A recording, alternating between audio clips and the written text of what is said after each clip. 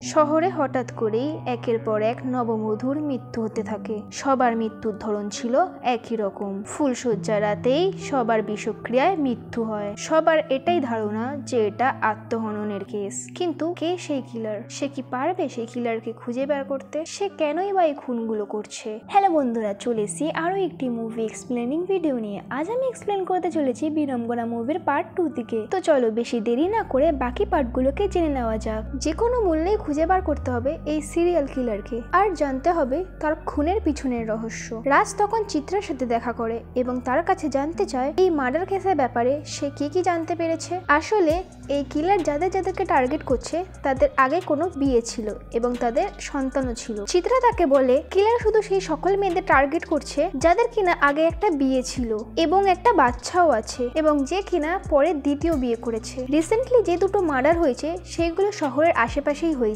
কিন্তু তানিয়ার মার্ডার অর্থাৎ প্রথম মার্ডার শহর থেকে অনেক দূরে অর্থাৎ বারাসাতে হয়েছে। হতে পারে তানিয়া কিলারের টার্গেট ছিল না। এই মুহূর্তে তাদের উচিত শহরের আশেপাশে কোথায় কোথায় বিয়ে হচ্ছে সেগুলো তাদের খোঁজ নেওয়া উচিত। এরপর খুঁজে বার করতে হবে কার কার দ্বিতীয় বিয়ে হচ্ছে। তাদেরকে টার্গেট করলে কিলারকে খুঁজে বের করতে পারবে। চিত্রার এই আইডিয়া রাজের কাছে বেশ ভালো লাগে, তাই চিত্রার প্ল্যান অনুযায়ী রাজ কাজ করতে শুরু করে। সে প্রথমে সমস্ত ম্যারেজ রেজিস্টার অফিস থেকে খুঁজে বের করে যে সামনে কবে কোন মেয়ের বিয়ে হচ্ছে। তারা জানতে পারে রিসেন্টলি তমা নামের একটি মেয়ে যার দ্বিতীয় বিয়ে হচ্ছে। রাজ তখন তার টিম নিয়ে সেখানে চলে যায়। এটা মূলত সেই বিয়ে যেখানে কিনা চঞ্চলও ডেকোরেশনের কাজ করছিল, তাই বিয়ের অনুষ্ঠানে চঞ্চলও ছিল। রাজের টিম ও কোণে সহ চারিদিকে ভালোভাবে নজর রাখতে থাকে। এর মাঝেই চঞ্চল চিত্রার কাছে এসে বলে তাকে তার চেনা চেনা লাগছে, সে পুলিশের নতুন টিমে আছে তাই না? তাকে সে টিভিতে দেখেছে। চিত্রা তখন চঞ্চলের কথায় একটু বিরক্ত হয়, কিন্তু চঞ্চল তো তার মতো কথা বলতেই থাকে। চঞ্চল আরো বলতে থাকে এটা কত বড় অদ্ভুত ব্যাপার তাই না, বিয়ের কন্যাকে কেউ জোর করে আত্মহত্যা করাচ্ছে। চঞ্চলের কথা শেষ হতে না হতে দেখা যায় বিয়ের কোণে অর্থাৎ তমা সেখানে সেন্সলেস হয়ে যায়। চিত্রা সহ বাকি টিম মেম্বার এটা বুঝতে পারে না সকলের সামনে এটা কিভাবে হলো, কিন্তু কিছুক্ষণ পরে তোমার জ্ঞান ফিরে আসে। তখন তোমা সবাইকে জানায় সারাদিন উপোস থাকার কারণে সে অজ্ঞান হয়ে গিয়েছিল। বিয়ে বাড়ি সবাই তো তখন তোমাকে নিয়ে চিন্তা করতে থাকে, একমাত্র চঞ্চলই নিশ্চিন্তে বসে খাবার খেয়ে যাচ্ছিল। সে ভাবতে থাকে কয়েক বছর আগে সে নিজের কাছে প্রতিজ্ঞা করেছিল, সেই প্রতিজ্ঞা হলো মানুষ হত্যার প্রতিজ্ঞা। যে মা তার সন্তান থাকতেও নিজের সুখের কথা চিন্তা করে দ্বিতীয় বিয়ে করে সে মা হওয়ার যোগ্য না, তার বেঁচে থাকার কোনো অধিকার নেই। এই সবকিছু চঞ্চলের ধারণা ছিল, তাই সে নিজেই নিজেকে কথা দেয় যে যেই সকল মা তাদের সন্তান থাকার সত্ত্বেও দ্বিতীয় বিয়ে করবে সে তাদের সকলকেই খুঁজে খুঁজে হত্যা করবে। অর্থাৎ এতদিন ধরে যে মার্ডারগুলো হয়েছে সেগুলো চঞ্চলই করেছে। সন্তান রেখে দ্বিতীয় বিয়ে করা মেয়েদের প্রতি তার এত কেন রাগ তা হয়তো আমরা পরবর্তীতেই জানতে পারবো। দেখা যায় খুব স্বাভাবিকভাবেই চঞ্চল চিত্রার আশেপাশে ঘুরতে থাকে। চিত্রা বুঝতেও পারে না যে সে তাকে পাগলের মতো খুঁজে বেড়াচ্ছে, সে তার পাশেই দাঁড়িয়ে। চিত্রা বুঝতেও পারে না যে যাকে সে পাগলের মতো খুঁজে বেড়াচ্ছে সে তার পাশে দাঁড়িয়ে। পরের দিন চিত্রা আবারও বারাসাতে চলে যায় তানিয়ার কেসের ফাইল নেওয়ার জন্য। এরপরে সে এখানে এসেছে আইপিএস অফিসার রাজের টিম মেম্বার হিসেবে। রাজের নাম শুনেই বারাসাতের এসআই তো এবার ঝামেলা তো দূরের কথা, সব ফাইলগুলো তাড়াতাড়ি তাকে দিয়ে দেয়। আগে এবার অফিসার চিত্রাকে সে ইনসাল্ট করেছিল, তাই চিত্রাও এইবার তার সাথে একটু ঠাট্টাও করতে থাকে। অফিসারকে জানানোর জন্য তার কাছে বারবার চা বিস্কুট চাইতে থাকে। এইদিকে দেখানো হয় চিত্রাকে ফলো করতে করতে চিত্রা যখন থানা থেকে বের হয় চঞ্চল নিজেকে তখন আড়াল করে নেয় যাতে করে চিত্রা তাকে না দেখতে পায়। অন্যদিকে চিত্রা তানিয়ার ডিটেলস নিয়ে তার বাবা মায়ের সাথে দেখা করতে যায়। তানিয়ার বাবা মায়ের কাছ থেকে সে জানতে চায় তানিয়ার মেয়ে তিস্তা এখন কেমন আছে। তিস্তার এক্স হাজবেন্ড অর্থাৎ তানিয়ার বাবার সাথে কি তাদের যোগাযোগ রয়েছে। তানিয়ার বাবা জানায় তারা কোর্টের অর্ডার নিয়ে তার সাথে যোগাযোগ বন্ধ করেছে, ওরকম একটা মাথালের সাথে যোগাযোগ না থাকাই ভালো। সে আরো জানায় তানিয়া এক অনাথ আশ্রমে কাজ করত, সেখানে তার দ্বিতীয় হাজবেন্ডের সাথে দেখা হয়। তারা কথা বলছিল তখনই সেখানে তিস্তা চলে আসে। চিত্রা তখন তিস্তার কাছে জানতে চায় যখন তার মায়ের মৃত্যু হয়েছিল অর্থাৎ তানিয়ার মৃত্যু হয়েছিল সেদিন আসলে কি হয়েছিল। তিস্তা তখন জানায় তানিয়া হঠাৎ করে বাড়ির দোতলা ঘর থেকে নিচের সুইমিং পুলে পড়ে যায়, সেখানে তার মৃত্যু হয় এবং তার চোখ থেকেও রক্ত ঝরে। তিস্তা শুধু এটুকুই জানে। চিত্রা তখন তাকে আরো বলে তার যদি কিছু মনে পড়ে তাহলে তাকে জানায়। এরপর চিত্রা তার বাবার কাছ থেকে অনাথ আশ্রমের নাম্বার নেয় এবং সেখানে ফোন করে। প্রিন্সিপাল সেই মুহূর্তে অফিসে ছিল না, তাই ফোন অন্য একজন তোলে। চিত্রা বলে প্রিন্সিপাল আসলে সে যেন তাকে কল ব্যাক করে। এরপর সেখান থেকে চিত্রা তার এক্স হাজবেন্ডের বাড়িতে যায়। লোকটি মাতাল অবস্থায় তার বাড়িতেই ছিল। তখন চিত্রা তার কাছে জানতে চায় তানিয়ার মৃত্যুর সময় সে তখন কোথায় ছিল।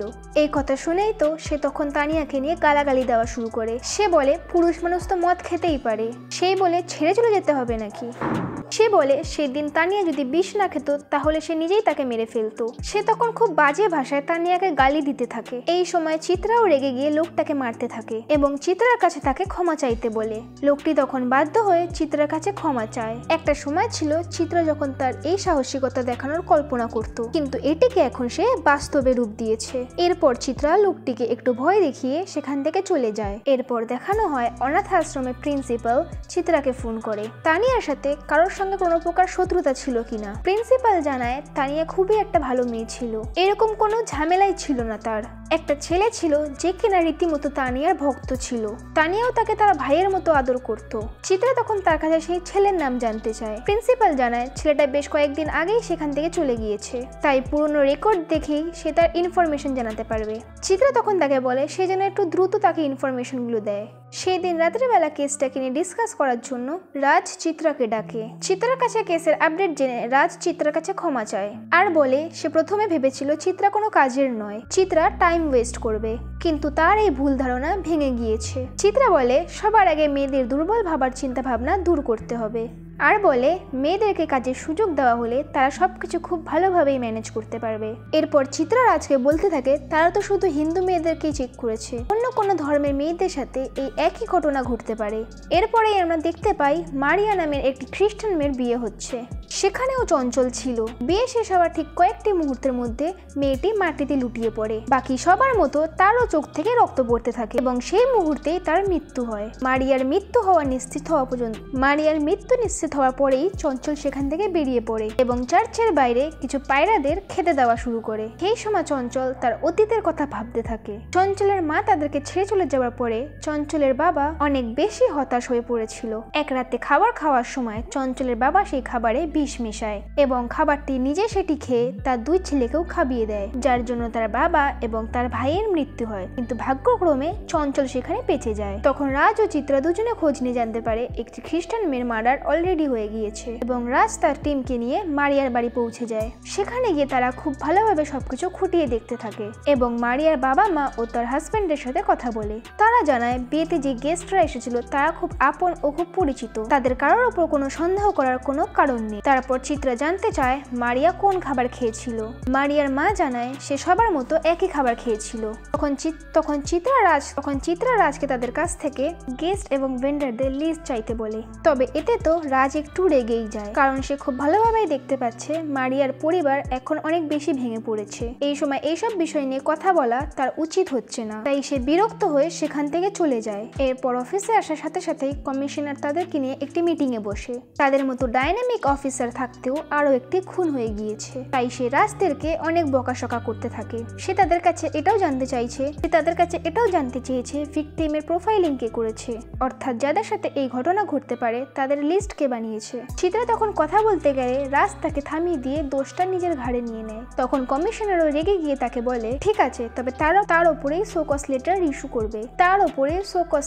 ইস্যু করবে।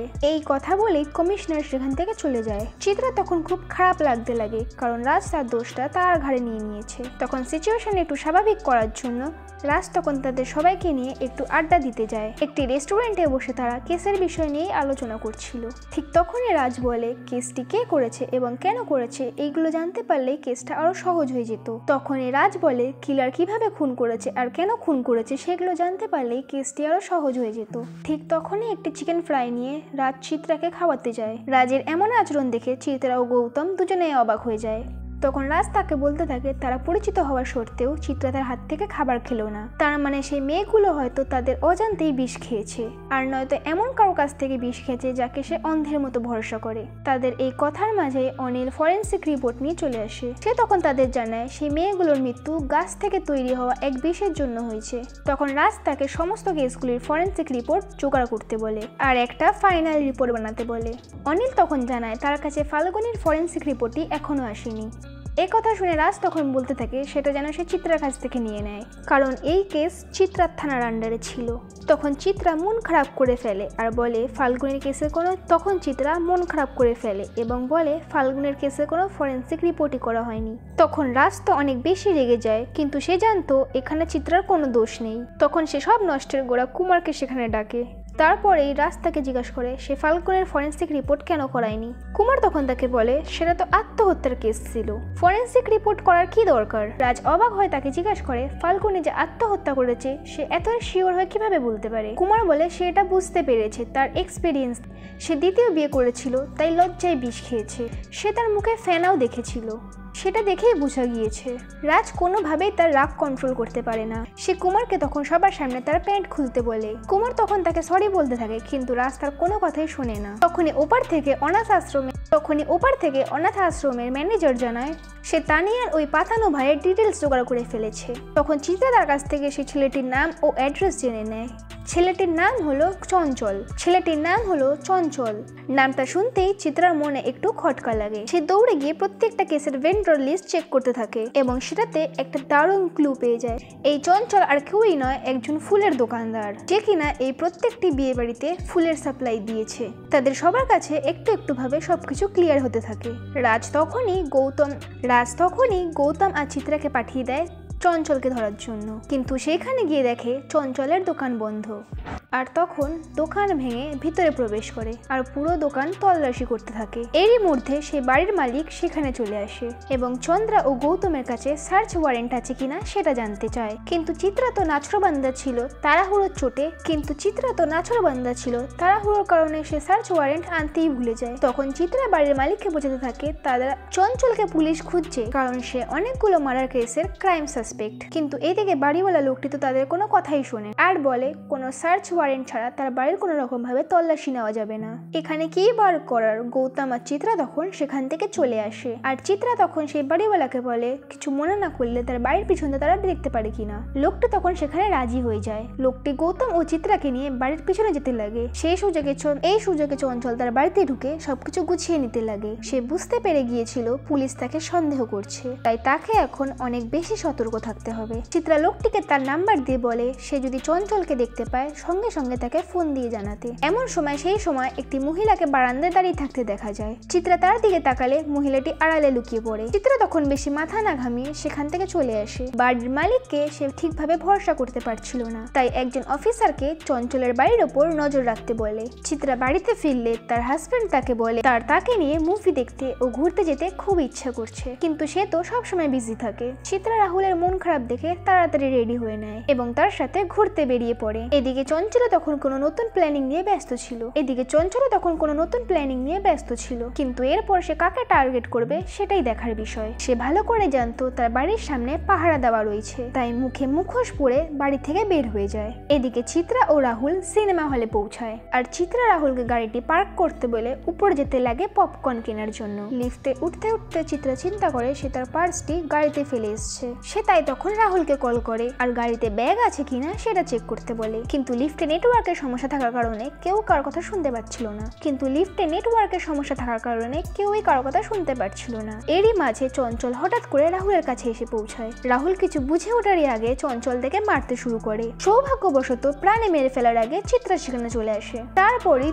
তারই পরে চিত্রা আর চঞ্চলের মধ্যে তুমুল ঝামেলা শুরু হয় এবং চিত্রা ও চঞ্চলের মাঝে তুমুল ঝামেলা শুরু হয়। এক পর্যায়ে চঞ্চল চিত্রাকে খুব গুরুতরভাবে আঘাত করে ফেলে এবং সেখান থেকে পালিয়ে যেতে লাগে। রাহুলকে কোনো রকম ভাবে রেখে চিত্রা তখন চঞ্চলকে ফলো করতে থাকে। এক পর্যায়ে চিত্রা চঞ্চলকে ধরে ফেলছিল, কিন্তু একটা ব্রিজ থেকে হঠাৎই সে একটি চলন্ত গাড়ির ওপর লাফ দিয়ে ফেলে আর সেখান থেকে পালিয়ে যায়। পরের দিনই সকালবেলা ডাক্তার এসে রাহুলকে চেক করে। রাহুলের অবস্থা দেখে চিত্রা খুব বেশি কষ্ট হচ্ছিল, কারণ তার কারণেই যে তার পরিবারের এত বেশি কষ্ট সম্মুখীন করতে হচ্ছে। এরই মাঝে তার কাছে তার অফিস থেকে কল আসে, কিন্তু চিত্রা তো এখন রাহুলকে সময় দিতে যায়, তাই সে কলটি রিসিভ করতে চাইল না। কিন্তু ঠিক তখনই তার শাশুড়ি তাকে বলে সে যেন অফিসে যায় আর সে খুনিকে খুঁজে বার করে, এরপর যেন তাকে দেখিয়ে দেয় তার হাজবেন্ডের গায়ে হাত দেওয়ার ফল কি হতে পারে। রাহুলও তখন তাকে এনকারেজ করতে থাকে। সে সময় মনে প্রবল রাগ নিয়ে চিত্রা অফিসের জন্য বেরিয়ে পড়ে। সে চঞ্চলের ফেসবুক প্রোফাইল থেকে তার একটি ছবিও বার করে। ছবিটি দেখেই তার সেই বিয়ে বাড়ির কথা মনে পড়ে যায় যেখানে সে চঞ্চলকে দেখেছিল। ঠিক তখনই চিত্রা গৌতমকে নিয়ে চঞ্চলকে ধরার জন্য বেরিয়ে পড়ে, কিন্তু অবাক করার বিষয় হলো তাদের বেরানোর আগেই চঞ্চল নিজেই থানায় চলে আসে। তাকে দেখে সবাই অনেক বেশি অবাক হয়। তাকে সেখান থেকে জিজ্ঞাসাবাদ করার জন্য ইন্টারোগেশন অফিসে নিয়ে যাওয়া হয়। চারিদিকে ক্যামেরা সেট করা, কিন্তু চঞ্চলের মনে এই নিয়ে কোনো সমস্যা নেই। চারিদিকে ক্যামেরা সেট করা, কিন্তু চঞ্চলের মনে এই নিয়ে কোনো ভয় নেই, বরং সে ক্যামেরার সামনে আরো ভাব নিতে থাকে। কিন্তু একজন ক্রাইম সাসপেক্ট হয়েও তার নিজের থেকে থানায় চলে আসা কারোর হজম হচ্ছিল না। ব্যাপারটা খুঁটিয়ে দেখার জন্য রাস্তার সাথে কথা বলতে যায়। যেহেতু চঞ্চলের বিরুদ্ধে তাদের কাছে কোনো প্রমাণ ছিল না, তাই রাজ ঘুরিয়ে পেঁচিয়ে তার মুখ থেকে সত্যিটা বের করার চেষ্টা করে। কিন্তু তারা যা ভেবেছিল তার থেকে চঞ্চল অনেক বেশি চালাক। সেও জানতো তার বিরুদ্ধে তাদের কাছে কোনো প্রমাণ নেই, তাই সেও অনেক কনফিডেন্সের সাথে তাদের কথাও ঘুরিয়ে যায়। রাজ চঞ্চলকে জিজ্ঞাসা করে সেই 4 জন ভিকটিমের মধ্যে কার কোন ফুল পছন্দ ছিল। চঞ্চল তাতে নির্বিঘ্নে উত্তর দেয়, কিন্তু তানিয়ার কথা উঠলে তার অতীতের কথা মনে পড়ে যায়। আমাদেরকে দেখানো হয় ছোটবেলা থেকেই চঞ্চল অনাথ আশ্রমে তানিয়ার সাথেই থাকতো এবং তার সাথে মিলে একসাথে গাছও লাগাতো। তাদের বন্ডিং দেখে বোঝা যায় তারা একে অপরকে অনেক বেশি ভালোবাসতো। এই কথা বলতে বলতে তখনই সেখানে চিত্রা চলে আসে। চিত্রা তখন চঞ্চলের কাছে জানতে চায় সে কত বছর বয়স থেকে অনাথ আশ্রমে থাকতো। চঞ্চল তখন জানায় 8 বছর বয়স থেকে। তখন চিত্রা চঞ্চলকে জিজ্ঞাসা করে তার বাবা মায়ের সাথে সম্পর্ক কেমন ছিল, আর এই কথা চঞ্চল তখন ইগনোর করার চেষ্টা করে। চিত্রা যত বেশি জোর লাগাতে থাকে, চঞ্চল তত বেশি ইগনোর করতে থাকে। রাজের সামনে তার যত বেশি কনফিডেন্স ছিল, কিন্তু চিত্রার সামনে সেই কনফিডেন্সটা ছিল না। এত কিছুর পরেও সে নিজের মুখ থেকে আসল ঘটনা স্বীকার করে না। তখন রাজ না পেরে 5 মিনিটের জন্য ব্রেক নেয় আর বলতে থাকে চঞ্চল অনেক বেশি চালাক, তাদের কাছে এই বিষয়গুলো স্বীকার করবে না। সে এও জানে তার বিরুদ্ধে তাদের কাছে কোনো প্রমাণ নেই, কিন্তু সে দেখেছে চঞ্চল চিত্রার সামনে ঘাবড়ে যায়। তাই চিত্রা একাই চঞ্চলের কাছে ইন্টারোগেশনের জন্য যাবে। তখনই সেখানে একজন কনস্টেবল আসে আর সে চিত্রাকে বলে তানিয়ার মেয়ে তার সাথে কিছু কথা বলতে এসেছে, সে চিত্রার সাথে দেখা করতে চায়। কিন্তু রাজ তখন তাকে বলে তার আগে ক্রাইম সাসপেক্টের সাথে তার কথা বলা উচিত। তার কথা মেনে নিয়ে সে চঞ্চলের কাছে যায়। চঞ্চল তাকে দেখে একটু ঘাবড়ে যেতেই লাগে। চিত্রা তার কাছে তার বাবা মায়ের সম্পর্ক কেমন ছিল সেটা জানতে চাইতে থাকে। তার বাবা আর ভাই কিভাবে মারা গিয়েছে, তাদের তখনকার আর্থিক অবস্থা কেমন ছিল, সবকিছু এক এক করে জানতে চায় সে। চঞ্চল তাকে তার বাবা ভাই কিভাবে মারা গেছে সে সব কথা তাকে জানায়, কিন্তু তার মার কথা উঠলেই সে চুপ থাকে এবং তার মুখ কালো হয়ে যায়। সে শুধু এটাই জানায় ছোটবেলায় তার মা তাদেরকে ছেড়ে চলে গিয়েছিল। চিত্রা তখন তাকে জিজ্ঞাসা করে তানিয়া যখন বিয়ে হয়েছিল তখন তার কেমন লেগেছিল। চঞ্চলের মুখ তখনও কালো হয়ে যায়। চিত্রা তখন তাকে বলে তার মায়ের কথা শুনলে ও তানিয়ার কথা শুনলে তার মুখ কেন কালো হয়ে যাচ্ছে। চঞ্চল তখন উত্তেজিত হয়ে পড়ে আর বলে তার উকিল ছাড়া সে কোনো কথা কাউকে বলবে না। চিত্রা চঞ্চলের নার্ভাস হওয়া দেখে তার ছোটবেলার কথা মনে করতে থাকে। তার মা হয়তো তার ছোটবেলায় তার ছোট বোনকে ও তাকে ছেড়ে চলে গিয়েছিল, কিন্তু তার বাবা তার মায়ের বিরুদ্ধে উস্কানোর বদলে তার ব্যাপারে ভালো বলতো। এরপর তার বাবা তাদের 2 বোনকে খুব ভালোভাবে বড় করে তোলে। এটা ভেবেই চিত্রা তখন চঞ্চলকে বলতে থাকে সে হয়তো তার উপর একটু বেশি কঠিন হয়ে যাচ্ছে। আসলে ছোটবেলায় তার মাও তাদেরকে ছেড়ে চলে গিয়েছিল, তাই সে তার কষ্টটা বুঝতে পারছে। এই ধরনের মা একদমই ভালো হয় না। হ্যাঁ, তাই এইসব মায়েদের যাই প্রাপ্য তাই পাচ্ছে। এই কথা শুনে চঞ্চল বলতে থাকে যে হ্যাঁ, এইসব মায়েদের যা প্রাপ্য তারা তাই পাচ্ছে এবং আরো পাবে। এই কথা তো শুনে চিত্রার মুখ উজ্জ্বল হয়ে ওঠে, কারণ এতক্ষণ ধরে তো সে এটাই চাইছিল যে চঞ্চল যাতে তার সাথে ফ্রি হয়ে কথা বলুক। কিন্তু ঠিক তখনই গৌতম এসে চিত্রাকে ডাক দেয়। চঞ্চল তখন চুপ হয়ে যায়। চিত্রা তখন গৌতমের উপর অনেক রাগ করতে থাকে। তখন গৌতম তাকে বলে তানিয়ার মেয়ে তাদেরকে জানিয়েছে যে এই খুনগুলো করেছে সে একজন বৃদ্ধ মহিলা। সে আরো জানায় ভিকটিমে মারা যাওয়ার আগে তাদের 4 জনের ছেলে মেয়ের কাছে একজন মহিলা এসেছিল এবং তাদের কাছে তার মায়ের নাম, প্রিয় রং ও ফুল জানতে চেয়েছিল। এই কথা শুনে তো চিত্রা অনেক বেশি অবাক হয়ে যায়। এখন তাদের কাছে চঞ্চলকে ধরে রাখার মতো কোনো কারণই ছিল না, তাই তারা চঞ্চলকে ছেড়ে দেয়। চঞ্চল তখন মুখে এক রহস্যময় হাসি নিয়ে সেখান থেকে বেরিয়ে যেতে থাকে। সেই সময় আমাদের দেখানো হয় সে বৃদ্ধ মহিলাটা চঞ্চলই ছিল, যে প্রথমে তার টার্গেট সিলেক্ট করতো, তারপর বৃদ্ধ মহিলার সাজে বাচ্চাদের সাথে বন্ধুত্ব করত, তাদের থেকে সব ইনফরমেশন নিয়ে নিত। কিন্তু সমস্যা হলো পুলিশ এইসব ব্যাপারে কিছুই জানতো না, তাই তারা সেই বৃদ্ধ মহিলাকে খুঁজতে থাকে। কিন্তু এত কিছুর পরেও চিত্রার মন মানছিল না। তার মনে হতে লাগে সবকিছুর পিছনে কোনো না কোনো ভাবে চঞ্চলই দায়ী। এমন সময় তার মাথায় একটা বুদ্ধি আসে। সে তার বন্ধু সৌরভকে ফোন করে আর সে বলে সে তাকে একটা নাম্বার দিয়েছে, এই নাম্বারে কল দিয়ে একটা মিথ্যা কথা বলবে। সৌরভ তখন নাম্বারটা দেখে বলে এটা তো চঞ্চলের নাম্বার। সে তো তাকে চেনে, সে সবসময় তার থেকে ফুল নেয়। চিত্রা তখন তাকে জিজ্ঞাসা করে চঞ্চল কি জানে তার গার্লফ্রেন্ডকে। সৌরভ না জানালে চিত্রা তখন তাকে বলে তাহলে সে এখন চঞ্চলকে ফোন করবে এবং তাকে বলবে তার একজন গার্লফ্রেন্ড আছে, তার নাম হলো মিত্রা, তার সঙ্গে আগামীকাল বিয়ে করে নেবে সে। তাই তাদের জন্য সে যেন ভেন্যু সাজিয়ে দেয়, কিন্তু সাজানোটা যেন একটু ছিমছাম হয়, কারণ এটা ছিল মিত্রার দ্বিতীয় বিয়ে। সৌরভও তখন তার কথা মতো কাজ করে। আর এই দ্বিতীয় বিয়ের কথা শুনে চঞ্চল মিত্রার ব্যাপারে সব ইনফরমেশন বের করে। তখনই সে জানতে পারে মিত্রা হলো চিত্রারই ছোট বোন। ঠিক তখন এসে মিত্রাকে টার্গেট করে ফেলে। এরপরে দেখানো হয় চিত্রা মিত্রার ছেলের স্কুলের সামনেই লোক দাঁড় করিয়ে রাখে, তাদের টিমকে ছদ্মবেশে দাঁড় করিয়ে রেখেছে। এরপর তার বোনকে সে কাছে ডেকে সব প্ল্যানের কথা বুঝিয়ে দেয়। তারপর তারা তাদের নিজেদের জায়গায় দাঁড়িয়ে স্কুল ছুটি হওয়ার অপেক্ষা করতে থাকে। স্কুল ছুটি হয়ে গেলে রুদ্রর কাছে একটা বৃদ্ধ মহিলা যেতে থাকে। ঠিক তখনই চিত্রা সেই পুলিশগুলোকে সেই বৃদ্ধ মহিলাটাকে ধরতে বারণ করে, শুধু তার ওপর নজর রাখতে বলে। এরপর আমরা দেখতে পাই সেই বৃদ্ধ মহিলাটা রুদ্রর হাতে একটি প্যাকেট ধরিয়ে দেয় এবং সেখান থেকে উধাও হয়ে যায়। তারা তো তখন মহিলাটিকে খুঁজতে থাকে। অনেকক্ষণ খোঁজার পরে তাকে তারা খুঁজে পায়, কিন্তু তারা দেখতে পায় মহিলাটি আসলেই একটা বৃদ্ধ মহিলা ছিল। তখন চিত্রা সেই মহিলার কাছে জিজ্ঞাসা করে যে সে রুদ্রকে যে ব্যাগটি দিয়েছে তার মধ্যে কি রয়েছে। তখন মহিলাটি তাকে জানায় তার একটি বেকারি রয়েছে। একটি আননোন নাম্বারে তার কাছে কেকের অর্ডার আসে আর সেটিকে রুদ্রর কাছে ডেলিভারি দেওয়ার কথা বলা হয়। চিত্রা তখন মহিলাটার কাছে জিজ্ঞাসা করে সে কি চঞ্চলকে চেনে। মহিলাটা জানায় তার দোকানের সামনেই চঞ্চলের ফুলের দোকান। ছেলেটা অনেক বেশি ভালো, তাকে তার কাজে অনেক বেশি হেল্প করে। ঠিক তখনই চিত্রা চঞ্চলের আসল প্ল্যান বুঝতে পেরে যায়। চঞ্চল ইচ্ছা করে মহিলাটাকে এখানে পাঠিয়েছে যাতে চিত্রা মহিলার পিছনে সময় নষ্ট করে, আর অন্যদিকে চঞ্চল আর অন্য দিক থেকে সে মিত্রাকে তুলে নিয়ে যেতে পারে। সে যখন তাড়াতাড়ি করে তার গাড়ির কাছে যায় সেখানে গিয়ে দেখে মিত্রা মিসিং। চঞ্চলের উপর যে লোকটা নজর রাখছিল চিত্রা তার কাছে জিজ্ঞেস করে চঞ্চল এখন কোথায়। লোকটি তখন বলে চঞ্চল প্রায় 1 ঘন্টা ধরে একটি পাবলিক ওয়াশরুমে রয়েছে। চিত্রা তখন তাড়াতাড়ি করে তাকে ওয়াশরুমের ভিতরে চেক করতে বলে, আর সেখানে গিয়ে লোকটি দেখে চঞ্চল বাথরুমে ভেন্টিলেশন ভেঙে বাইরে বেরিয়ে গেছে। ঠিক তখনই আমাদেরকে চঞ্চলকে দেখানো হয় যে কিনা একটি সবজি ট্রাকে লুকিয়ে মিত্রাকে অজ্ঞান করে নিয়ে যাচ্ছিল।